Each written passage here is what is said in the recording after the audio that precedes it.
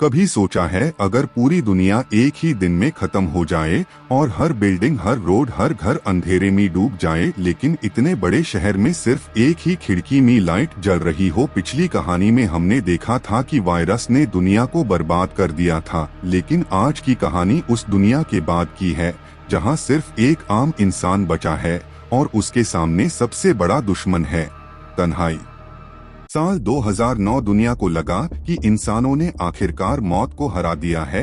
वैज्ञानिकों ने खसरे के वायरस में बदलाव करके ऐसी दवा बनाई जो लाइलाज बीमारियों तक को ठीक कर सकती थी, लेकिन कुछ ही महीनों बाद यही पूरी मानव सभ्यता का सबसे बड़ा अभिशाप बन गया। वायरस अचानक बदल गया और जन्म हुआ। केवी वायरस का यह हवा से भी फैलता था और छूने से भी इसकी मौत की रफ्तार इतनी तेज थी कि कुछ ही समय में दुनिया की लगभग 90% आबादी खत्म हो गई। बाकी बचे लोगों में से ज्यादातर रात में शिकार करने वाले खूंखार नाइट सीकर्स में बदल गए और पूरी दुनिया में सिर्फ 1% लोग ऐसे थे जिन पर इस वायरस का कोई असर नहीं हुआ। उनमें से एक था रॉबर्ट नेविल। रॉबर्ट नेविल अमेरिकी सेना का लेफ्टिनेंट कर्नल और दुनिया के सबसे बेहतरीन वायरस वैज्ञानिकों में से एक। जब न्यूयॉर्क पूरी तरह सील होने वाला था, उसने अपनी पत्नी और बेटी को हेलीकॉप्टर से सुरक्षित भेजने की कोशिश की। उसे लगा यह बस कुछ दिनों की जुदाई होगी, लेकिन उड़ान भरते एक दूसरे हेलीकॉप्टर की टक्कर ने सब कुछ खत्म कर दिया। उस पल नेविल ने सिर्फ अपना परिवार नहीं खोया, उसने जीने की वजह भी खो दी। अब इस पूरी दुनिया में उसके साथ सिर्फ एक साथी बचा था, उसका वफादार कुत्ता सैम। अब हर सुबह उसकी शुरुआत सिर्फ एक सवाल से होती थी, आज जिंदा रहने के लिए क्या करना होगा। एक दिन उसे दूर एक हिरण दिखाई देता है। वह धीरे धीरे निशाना साधता है, लेकिन ट्रिगर दबाने से पहले ही एक शेरनी बिजली की तरह झपटकर उसका शिकार छीन लेती है। नेविल गुस्से में बंदूक उठाता है, लेकिन तभी एक नर शेर और उसका छोटा बच्चा शेरनी के पास आ जाते हैं। उन्हें देखकर नेविल का हाथ रुक जाता है। इस उजड़ी हुई दुनिया में हर कोई बस अपने परिवार को बचाने की कोशिश कर रहा था, लेकिन असली जंग दिन में नहीं होती थी। सूरज ढलने से पहले उसे हर हाल में घर पहुंचना पड़ता था। घर के बाहर पेट्रोल छिड़कना, लोहे के दरवाजे बंद करना, हर खिड़की को लॉक करना, यह सब उसकी आदत नहीं बल्कि जिंदा रहने की कीमत थी। क्योंकि अंधेरा होते ही इस शहर पर इंसानों का नहीं, नाइट सीकर्स का राज शुरू हो जाता था। लेकिन हर लड़ाई वायरस से नहीं लड़ी जाती, कुछ लड़ाइयाँ अकेलापन लड़वाता है। नेविल हर रोज एक वीडियो स्टोर जाता, वहाँ रखे डमी लोगों से बात करता, उन्हें हेलो बोलता और जाते समय कैशियर डमी को पैसे देकर बिल भी बनवाता। यह पागलपन नहीं था, यह उस इंसान की आखिरी कोशिश थी जो खुद को भूलना नहीं चाहता था। इसके बाद वह खेतों से मक्का इकट्ठा करता, खाली घरों में राशन ढूंढता और हर दिन एक ही समय पर रेडियो पर संदेश भेजता, अगर कोई जिंदा है तो मुझसे संपर्क करो। लेकिन हर बार उसे जवाब में सिर्फ खामोशी मिलती थी। शाम ढलने लगी थी। नेविल हमेशा की तरह अपने कुत्ते सैम के साथ शिकार कर रहा था। तभी एक हिरण जान बचाकर भागा और सीधा एक सुनसान इमारत के अंदर घुस गया। सैम बिना सोचे उसके पीछे दौड़ पड़ा। सैम रुको, नेविल चीखा, लेकिन तब तक बहुत देर हो चुकी थी। वह जानता था इस अंधेरी इमारत के अंदर शायद मौत उसका इंतजार कर रही है। फिर भी अपने सबसे वफादार साथी को अकेला छोड़ना उसके बस की बात नहीं थी। पूरा कमरा घने अंधेरे में डूबा हुआ था। हर कदम ऐसा लग रहा था जैसे जमीन भी उसकी मौजूदगी छुपाना चाहती हो। तभी ऊपर से एक दर्दनाक चीख सुनाई दी। नेविल का दिल एक पल के लिए रुक गया। वह धीरे धीरे सीढ़ियां चढ़ा और सीढ़ियों पर फैला ताजा खून देखकर उसके पैरों तले जमीन खिसक गई। कुछ कदम आगे उसने देखा, अंधेरे में कई नाइट सीकर्स झुंड बनाकर बैठे थे। एक भी आवाज उसकी आखिरी गलती बन सकती थी।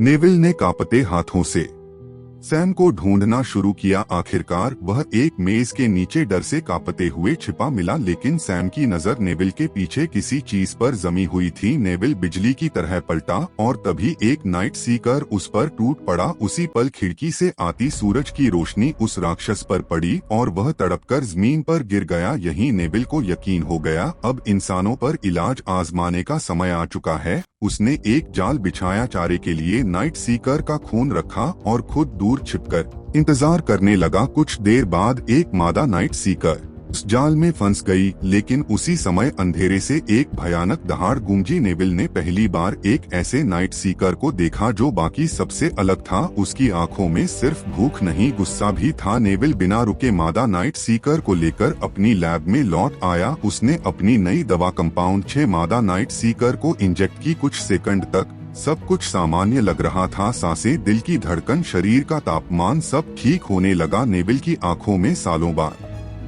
उम्मीद लौट आई, लेकिन अचानक वह जोर से चीखी और अगले ही पल सारे मॉनिटर शून्य दिखाने लगे। एक बार फिर उसकी सारी मेहनत नाकाम हो गई। जैसे ही नेविल आगे बढ़ा, अचानक जमीन उसके नीचे से खिसक गई। वह उसी तरह के जाल में फंस चुका था जैसा जाल उसने खुद नाइट सीकर्स के लिए बनाया था। उसका सिर जमीन से टकराया और कुछ देर के लिए वह बेहोश हो गया। जब उसे होश आया, सूरज डूबने में बस कुछ ही पल बाकी थे। उसकी टांग बुरी तरह घायल थी और वह उल्टा हवा में लटका हुआ था। उसी समय सैम बेचैनी से भौंकने लगा। नेविल ने उसकी नजर का पीछा किया और सामने एक ऊंची इमारत की छत पर वही रहस्यमयी नाइट सीकर खड़ा था। वह नेविल को देख रहा था जैसे यह पूरा खेल उसी ने रचा हो। और अगले ही पल 3 खूंखार संक्रमित कुत्ते अंधेरे से बाहर निकल आए और सीधे नेविल की तरफ दौड़ पड़े।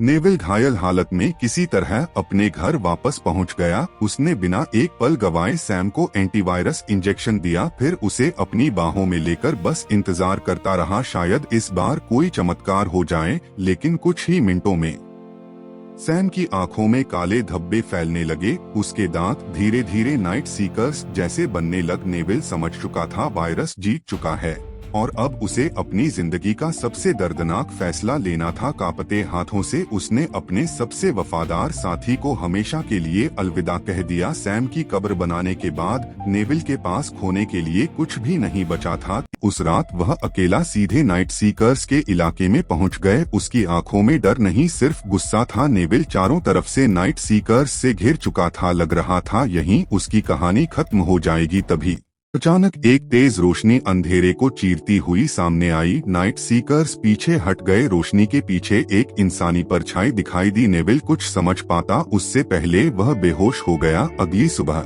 नेविल ने खुद को अपने ही घर के सोफे पर पाया। उसके घावों पर पट्टी बंधी हुई थी। वह तुरंत बंदूक लेकर बाहर निकला, लेकिन जो उसने देखा उस पर यकीन करना मुश्किल था। रसोई में एक महिला खाना बना रही थी और एक छोटा बच्चा आराम से नाश्ता कर रहा था। 3 साल बाद नेविल पहली बार जिंदा इंसानों के सामने खड़ा था। उस महिला का नाम था एना। उसने बताया कि उसने नेविल का रेडियो संदेश सुना था और वह एक सुरक्षित ह्यूमन कॉलोनी की तरफ जा रही है जहां अभी भी हजारों लोग जिंदा हैं। नेविल ने तुरंत उसकी बात काट दी। उसे यकीन था दुनिया खत्म हो चुकी है, कोई सुरक्षित जगह अब बची ही नहीं। उसके लिए उम्मीद सिर्फ एक झूठ थी।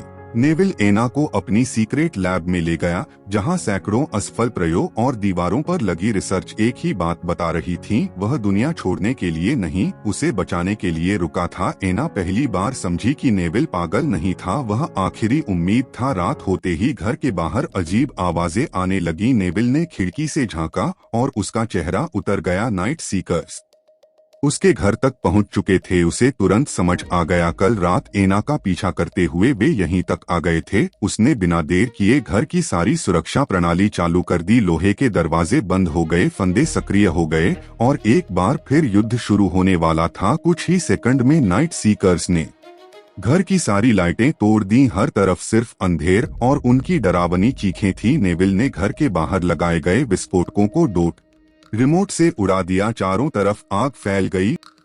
उसे लगा खतरा खत्म हो गया, लेकिन जैसे ही वह ऊपर पहुंचा उसने टूटी हुई खिड़की देखी जिस पर खून के निशान थे। उसका दिल बैठ गया क्योंकि इस बार नाइट सीकर्स घर के अंदर घुस चुके थे। नेविल एना और उसके बेटे को लेकर जल्दी से बेसमेंट की सीक्रेट लैब में पहुंच गया। यही पूरे घर की सबसे मजबूत जगह थी, लेकिन बाहर नाइट सीकर्स लगातार बुलेट प्रूफ ग्लास पर हमला कर रहे थे। हर टक्कर के साथ ऐसा लग रहा था मानो पूरी लैब अभी टूट जाएगी। नेविल ने आखिरी बार उन्हें समझाने की कोशिश की। उसने चिल्लाकर कहा, मेरे पास इलाज है। तुम्हें बचा सकता हूँ, लेकिन नाइट सीकर्स सुनने नहीं आए थे। वे किसी और वजह से वहाँ पहुँचे थे। तभी नेविल की नजर कांच पर बने एक तितली के निशान पर पड़ी। उसी पल उसे एना की बात और कैद की गई मादा नाइट सीकर की गर्दन पर बना वही तितली का टैटू याद आए। अचानक सारे टुकड़े जुड़ गए। नेविल समझ चुका था ये राक्षस सिर्फ हिंसक जानवर नहीं थे, इनके भी रिश्ते थे, परिवार था और भावनाएं भी थीं। जिस मादा नाइट सीकर पर वह प्रयोग कर रहा था वह नाइट सीकर किंग की साथी थी। वे उसे वापस लेने आए। नेविल ने धीरे धीरे अपनी बंदूक नीचे रख दी, फिर मादा नाइट सीकर के हाथ से सारी मेडिकल ट्यूब हटा दी। उसने एना से दरवाजा खोलने को कह दरवाजा खुलते ही पूरा झुंड हमला करने के लिए तैयार खड़ा था, लेकिन नाइट सीकर किंग ने अपने साथियों को रुकने का इशारा किया। वह धीरे धीरे अपनी साथी के पास आया। नेविल उसे वापस सौंप चुका था। मादा नाइट सीकर धीरे धीरे होश में आई। नाइट सीकर किंग उसके बिल्कुल पास बैठ गया। दोनों ने बिना एक शब्द बोले एक दूसरे को छुआ। उस पल नेविल को एहसास हुआ जिन्हें वह सालों से सिर्फ राक्षस समझता रहा, वे भी अपनों के लिए उतना ही लड़ते हैं जितना इंसान। नाइट सीकर किंग ने एक बार नेविल की तरफ देखा, फिर अपने पूरे झुंड के साथ चुपचाप वहां से चला गया। कोई लड़ाई नहीं, कोई बदला नहीं, सिर्फ अपनों को वापस लेकर। सब कुछ खत्म हो चुका था। नेविल का घर अब मलबा बन चुका था, लेकिन उसकी उम्मीद पहली बार जिंदा थी। वह एना और उसके बेटे के साथ सुरक्षित कॉलोनी की तरफ निकल पड़ा। रास्ते भर उसका रेडियो एक ही संदेश दोहराता रहा, अगर तुम ये संदेश सुन रहे हो तो तुम अकेले नहीं हो, उम्मीद अभी जिंदा है। एक कहानी खत्म हुई, लेकिन अपोकलिप्स अभी खत्म नहीं हुआ। इस बार कैमरा अमेरिका से हजारों किलोमीटर दूर मुड़ता है, साउथ कोरिया की एक ऊंची अपार्टमेंट बिल्डिंग की तरफ, जहां पूरे शहर में सिर्फ एक लड़का अभी भी सांस ले रहा है और उसे अभी तक ये भी नहीं पता कि बाहर की दुनिया एक ही दिन में नरक बन चुकी है। सियोल शहर ऊंची ऊंची इमारतों के बीच अपने छोटे से अपार्टमेंट में रहता है। मैक्स छुट्टी का दिन कंप्यूटर पर चल रहा ऑनलाइन गेम खेलते खेलते अचानक उसका दोस्त घबराई हुई आवाज में चिल्लाता है, भाग, बाहर कुछ बहुत बड़ा हो गया है। लेकिन तभी उसके मोबाइल पर एक के बाद एक सरकारी इमरजेंसी अलर्ट आने लगते हैं। वो दौड़कर खिड़की तक पहुंचता है। पूरी सड़क चीखों से गूंज रही थी। एक फायर ट्रक तेज रफ्तार में आता है। यही पल हम ट्रक सामने खड़ी गाड़ियों से टकरा जाता है। हर तरफ भगदड़, लोग जान बचाकर भाग रहे थे। इसी अफरातफरी के बीच एक छोटी बच्ची रोते हुए अपनी माँ को ढूंढ रही थी। उसकी माँ हाथ में चाकू लिए उसे बचाने के लिए दौड़ती हुई आती है। दोनों एक दूसरे को गले लगाते हैं, लेकिन अगले ही पल बच्ची की आंखें बदल जाती हैं और बिना एक सेकंड गवाए वो अपनी ही माँ की गर्दन पर जोर से काट लेती है। अब पूरा शहर नरक बन चुका था। ये कोई साधारण ज़ॉम्बी नहीं थे, ये इंसानों से भी तेज दौड़ते थे। और सबसे खतरनाक बात, इन्हें सिर्फ एक छोटी सी आवाज चाहिए होती थी, फिर पूरा झुंड कुछ ही सेकंड में आपके सामने खड़ा होता था। मैक्स अपने ही घर के अंदर बैठा था। मैक्स कांपते हुए वापस अपने फ्लैट में आकर दरवाजा बंद कर देता है। वो तुरंत अपने मम्मी पापा को फोन मिलाता है, लेकिन नो सिग्नल। टीवी चालू करता है। कुछ सेकंड के लिए न्यूज एंकर दिखाई देता है, फिर स्क्रीन पर सिर्फ सफेद शोर और काली। धीरे धीरे हफ्तों में बदलने लगे। मैक्स अब पूरी तरह अपने अपार्टमेंट में कैद था। न बाहर निकल सकता था, न किसी से बात कर सकता था। घर में रखा राशन हर दिन थोड़ा थोड़ा कम होता जा रहा था। पहले खाना खत्म हुआ, फिर पानी, नल। कई दिनों की भूख के बाद उसका शरीर जवाब देने लगा। अब उसके पास सिर्फ दो रास्ते थे, या तो भूख से मर जाए या मौत के डर के बावजूद बाहर निकले। आखिरकार उसने हिम्मत जुटाई और धीरे धीरे अपने पड़ोसी के फ्लैट का दरवाजा खोला। अंदर चारों तरफ अंधेरा था। हर के वो रसोई तक पहुंचा और धीरे से फ्रिज खोला। उसकी आंखें चमक उठीं। अंदर अभी भी खाने का सामान रखा था, लेकिन मैक्स धीरे धीरे पीछे मुड़ा। का पड़ोसी अब इंसान नहीं था। उसकी यही पल वो पूरी ताकत से मैक्स की तरफ झपट पड़ा। घबराकर मैक्स सारा खाना वहीं गिरा देता है और जान बचाने के लिए पूरी रफ्तार से अपने फ्लैट की ओर भागता है। दरवाजा बंद करत ज़ॉम्बी के नाखून लगभग उसके कपड़ों को छू ही लेते हैं। बाद उसने कसम खा ली, अब चाहे कुछ भी हो वो दोबारा बाहर कदम नहीं रखेगा। उसी रात अचानक बाहर से लगातार गोलियों की आवाज आने लगी। मैक्स भागकर खिड़की तक पहुंचा। नीचे एक महिला महिला पुलिस अधिकारी अकेले दर्जनों ज़ॉम्बीज से लड़ रही थी। वो एक एक करके गोलियां चलाती, लेकिन ज़ॉम्बी खत्म नहीं हो रहे थे। बड़ी देर में आखिरी गोली भी खत्म हो गई और अगले ही पल पूरा झुंड उस पर टूट पड़ा। मैक्स बस खिड़की के पीछे खड़ा बेबस होकर सब कुछ देखता रह गया। लगातार लगभग 20 दिन बीत चुके थे। न कोई सेना आई, न किसी इंसान की आवाज। पूरा शहर अब कब्रिस्तान जैसा लगने लगा था। उसे अपने माँ बाप की याद आने लगी। कांपते हाथों से उसने मोबाइल निकाला और आखिरी वीडियो रिकॉर्ड करना शुरू किया। अब उसके अंदर जीने की कोई वजह नहीं बची थी। उसने छत से रस्सी बांधी, फंदा अपने गले में डाला और आखिरी बार आंखें बंद कर ली। लेकिन जैसे ही वो छलांग लगाने वाला था, अचानक उसके चेहरे पर एक लाल लेजर लाइट आकर रुकी। वो चौंक गया। धीरे धीरे उसने सामने देखा। सामने वाली बिल्डिंग की बालकनी में एक अजनबी लड़की लेजर पॉइंटर से उसकी तरफ इशारा कर रही थी। उस एक छोटी सी रोशनी ने मौत के दरवाजे से उसे वापस जिंदगी की तरफ खींच लिया। मैक्स ने तुरंत अपने गले से रस्सी हटाई और रोते हुए उस लड़की की तरफ हाथ हिलाने लगा। इतने दिनों बाद उसे पहली बार एहसास हुआ वो अकेला नहीं है। उस लड़की का नाम था लीसा। वो भी इसी तरह अपनी बिल्डिंग में फंसी हुई थी, लेकिन एक फर्क था। जहां मैक्स सिर्फ किसी तरह जिंदा था, वहीं लीसा पूरी तैयारी के साथ हर दिन मौत का सामना कर रही थी। उसने अपने फ्लैट को किले में बदल दिया था। दरवाजों के पीछे भारी अलमारियां लगी थीं। घर में जरूरत का पूरा सामान जमा था। हाथ में हमेशा एक तेज कुल्हाड़ी रहती थी।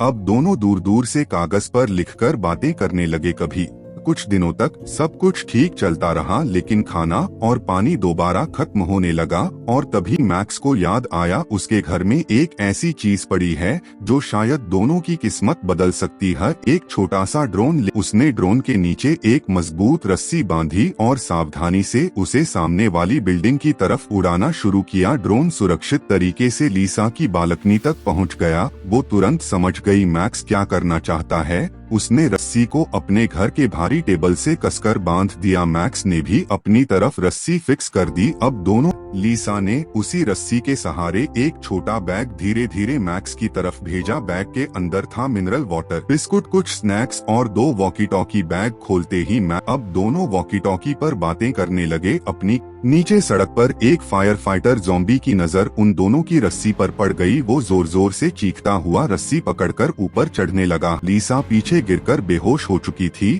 और दूसरी तरफ मैक्स कुछ भी नहीं कर सकता था। घबराकर मैक्स ने उसने फिर से अपना ड्रोन उड़ाया। ड्रोन ज़ॉम्बी के चेहरे के सामने मंडराने लगा। ज़ॉम्बी का ध्यान कुछ सेकंड के लिए भटक गया और लीसा की आंख खुल गई। उसने सामने देखा, ज़ॉम्बी बस कुछ ही फीट दूर था। बिना एक पल गवाए उसने अपनी कुल्हाड़ी उठाई और पूरी ताकत से ज़ॉम्बी के हाथ पर वार कर दिया। उसका हाथ कट गया। ज़ॉम्बी सीधे नीचे गिरा और हमेशा के लिए खत्म हो गया। दोनों ने एक लंबी राहत की सांस ली, लेकिन खाना और पानी फिर से खत्म होने लगा। दोनों समझ चुके थे अगर यहीं रुके रहे तो भूख उन्हें मार देगी। इसलिए उन्होंने फैसला किया, आज इस मौत के शहर से निकलने की कोशिश करेंगे। रस्सियों की मदद से दोनों नीचे उतरे और पहली बार अपार्टमेंट से बाहर कदम रखा।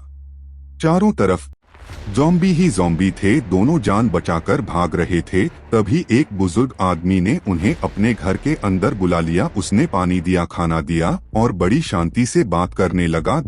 लेकिन कुछ ही मिनटों बाद उनकी आंखों के सामने सब कुछ धुंधला होने लगा। खाने में नशीली दवा मिली हुई थी। जब दोनों की आंख खुली तो उनके हाथ बंधे हुए थे। वो आदमी अपनी ज़ॉम्बी बन चुकी पत्नी को रस्सी से बांधकर रखता था। वो मैक्स और लीसा को अपनी पत्नी का खाना बनाना चाहता था। ये ज़ॉम्बी पत्नी रस्सी तोड़कर सबसे पहले उसी आदमी पर टूट पड़ी। कुछ ही सेकंड में वो अपनी ही पत्नी का शिकार बन गया।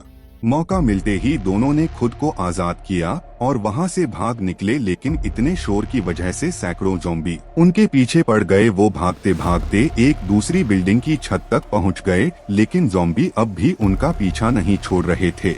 दोनों छत पर खड़े होकर आसमान की तरफ देखने लगे। तभी दूर से एक आवाज सुनाई दी। ज़ॉम्बी दरवाजा तोड़ चुके थे। बस कुछ सेकंड का फर्क था। हेलीकॉप्टर के सैनिकों ने मशीन गनों से ज़ॉम्बियों पर गोलियों की बारिश कर दी। कुछ ही पल में छत सुरक्षित हो गई। मैक्स और लीसा हेलीकॉप्टर पर चढ़ गए। हेलीकॉप्टर धीरे धीरे आसमान में उठने लगा। नीचे पूरा शहर अब भी मौत के कब्जे में था, लेकिन मैक्स लीसा की तरफ मुस्कुराकर देखता है और कहता है, अब शायद मैं कभी पूरे दिन घर में बैठकर गेम नहीं खेलूंगा। लिसा हल्की सी मुस्कुराती है और सिर्फ इतना कहती है, जिंदा रहना सबसे बड़ी जीत है। लेकिन असली सच अभी बाकी है। अगर पूरी दुनिया खत्म हो चुकी है तो सबसे सेफ जगह कौन सी है? शायद कहीं भी नहीं। अगले चैप्टर में पता चलेगा, क्योंकि अब शिकार सिर्फ बाहर नहीं हर जगह है।